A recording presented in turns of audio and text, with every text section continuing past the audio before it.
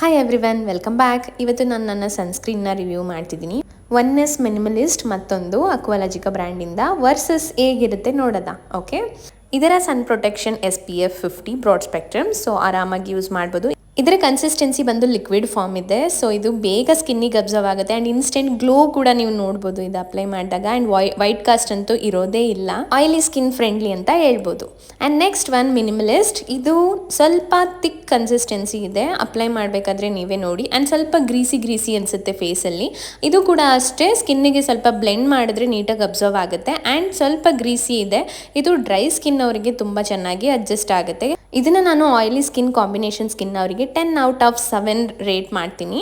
And ಅಕ್ವಾಲಾಜಿಕಾ ಬಂದು 10/10 oily skin combination skin ಇದ್ದರೆ ನಿಮ್ಮ ಸ್ಕಿನ್ ಟೈಪಿಗೆ ಅಡ್ಜಸ್ಟ್ ಆಗೋ ಸನ್ಸ್ಕ್ರೀನ್ನ ಯೂಸ್ ಮಾಡಿ. ಆ್ಯಂಡ್ ಸನ್ಸ್ಕ್ರೀನ್ನ ಮಿಸ್ ಮಾಡದೆ ಯೂಸ್ ಮಾಡಿ, ಇದು ಹುಡುಗರೇ ಆಗಲಿ ಹುಡುಗಿರೇ ಆಗಲಿ.